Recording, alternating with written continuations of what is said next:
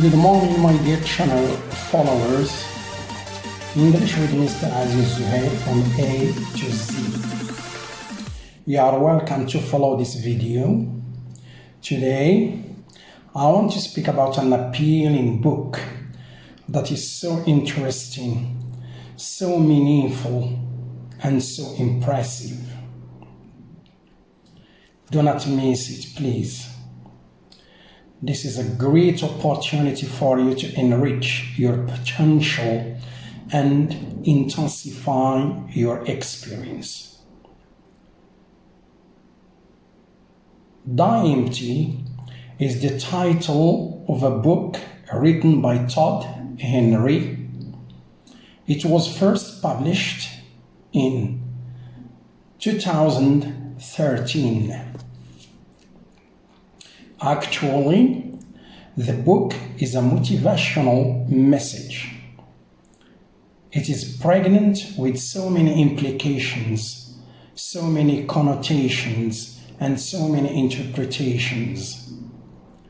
In a nutshell, the title is somewhat confusing and misleading at the first glance. Personally, it seems to me that it talks about the hereafter, worldly life worries, misdeeds, sins, and anything linked to the religious jargon. However, I was finally amazed by the real meaning of the book title. Die Empty is an eloquent expression. It is a new and unique one as a whole.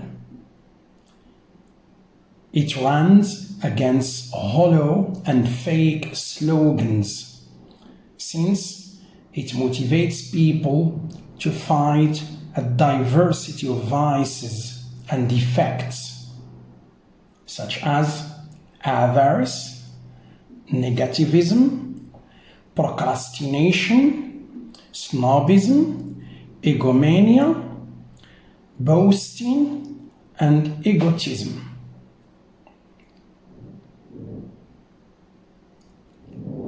The book, in this respect, highlights some strategies and tips for moving from inspiration to action. It also targets the notion of building a meaningful life so that our souls arise and soar high. Therefore, it serves as a reminder to unleash the best of what we inherently treasure. Otherwise, we will die full and sealed, and we will be a delicious snack for earthworms. By the way, how did this inspiration arise? The author Todd Henry attended a business meeting. A USA director asked the audience, saying, "What is the richest land in the world?" One of them answered, saying, "The oil-rich Gulf countries," added, "the last diamond mines in Africa." Then, the director commented, "It's a cemetery. The tomb is the richest land in the world." Here, it's worth of note that millions of humans have gone. They have carried so many valuable ideas that have not come to light so far. No one has benefited from them, except the cemetery in which they were buried.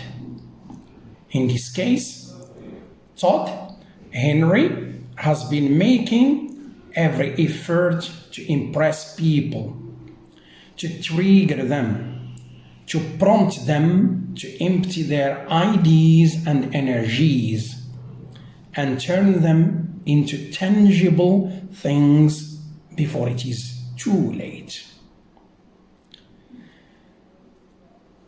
Okay, the most beautiful of what Todd Henry has said in his book, Die Empty, is the following quotation. Don't go to your grave with your best work inside of you. Choose to die empty. Excuse me, please. Do we always remember that death is predestined, unavoidable, and inexorable? For sure.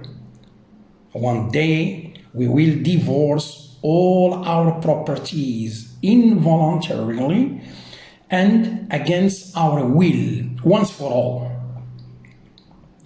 Haven't we perceived this hard truth yet? We will run out of anything, whether sooner or later. In this connection, time is finite and limited. So we have to make a worthy contribution to our parents, children, brothers, sisters, neighbors, friends, teachers, and world citizens as a whole. Have we ever thought that we have to cultivate a good mindset and the methods we need to maintain, to uphold, to boost, and to reinforce our happiness, our vehemence, our solidarity, our enthusiasm, and our devotion? It's time to push through our mental barriers and donate our best work every day. Why? To embrace lifelong growth and skill development.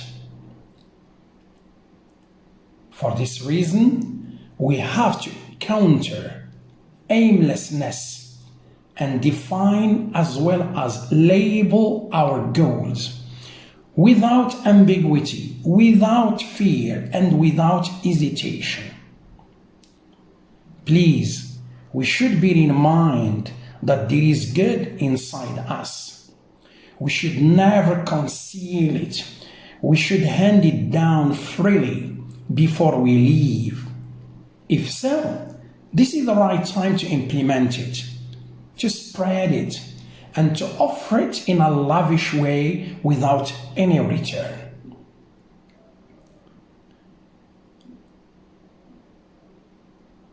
Your mind, please, here. The Messenger of Allah, peace and blessings be upon him, said, if the resurrection were established upon one of you while he has in his hand a sapling, then let him plant it. This is a great verse, really. Through this